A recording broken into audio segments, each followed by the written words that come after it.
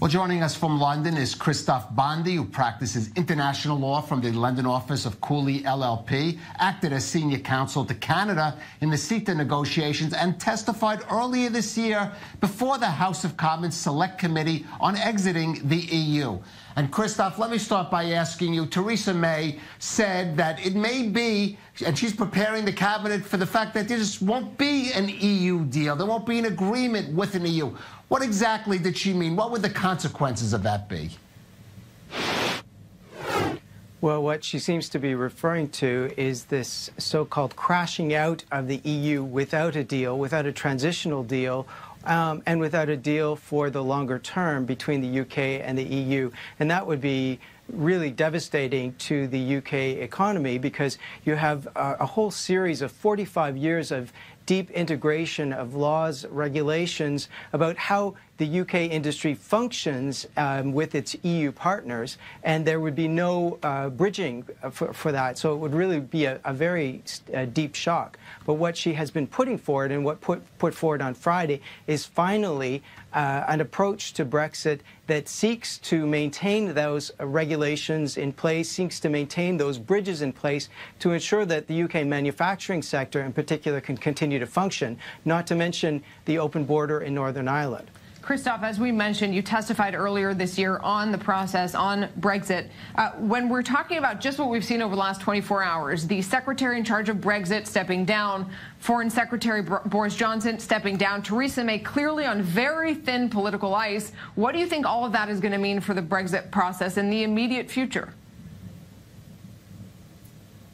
Well, I think what you see with the departure of David Davis and Boris Johnson is this hardcore but minority hard Brexiteer voice that has been saying we want to break free entirely from the European Union. We don't care, in effect, on the impacts on UK manufacturing, on the UK services sector for that matter. They've been selling this kind of pie-in-the-sky approach, and the deal on Friday, or the proposal that the Prime Minister put forward, really was bringing that back down to earth and saying, look, we do need to have a continuing strong relationship with the rest of the EU. So the interesting thing at this point is going to be to what extent the Prime Minister can go forward and try to actually negotiate on the basis of this new vision. There is a risk at this point of a challenge to her leadership of the Tory party and therefore being Prime Minister.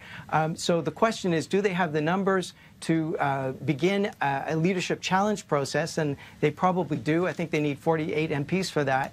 But do they have the numbers to actually win that kind of process? So interestingly, this could be the point which really fleshes out whether that strong voice for a really hard Brexit has the numbers to really change the direction or the course the UK is now proposing to take. Well, let me ask you, Christophe, in your estimation, is there a path to a soft Brexit that May can pursue both to satisfy her own party and also the European Union? Well, the obvious path for the UK to follow in that regard is the so-called Norway model, which is a model which would see the UK continue to be aligned with the EU on regulatory convergence in terms of the rules for product safety, for plant safety, that it's in a close union. They've called it a customs facilitation, but they've also said, well, we'll continue essentially doing what we're doing until we figure something out, which might mean never. And so this is what these hard Brexiteers are protesting against, in effect, saying, well, this isn't what we want and what we signed up for. The thing is, none of them have been able to come up with a realistic view of what it would be like for the UK to be outside of that EU sphere. They've come forward with this view of, we want to have trade deals with the rest of the world, forgetting that they could pursue those trade deals as a member of the EU and achieve much more effective outcomes, at least in my view, as someone who's negotiated trade deals. So it depends now on, with the UK pushing forward with the soft Norway approach, whether it is actually going to be saleable within the party and the rest of the country. Christophe, in the last couple of hours, we've heard from the EU, we've heard even a little bit maybe from Theresa May, but really from EU President Donald Tusk, a sort of suggestion that perhaps there could be a U-turn on Brexit itself. Do you think that that is in any way realistic? Well, I think it would depend on whether there is another election in the UK as a result of this challenge to Mrs. May's leadership.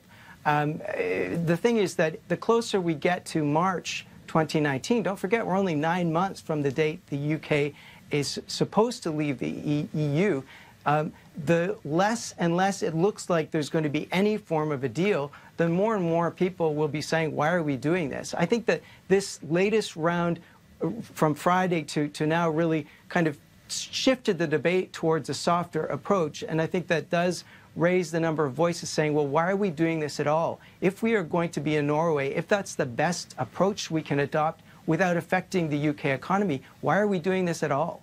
Christophe Bondy, a lot of soul-searching happening there in Brexit, really since, I believe, the morning after, when there was a degree of shock there. I remember reporting on that after that vote.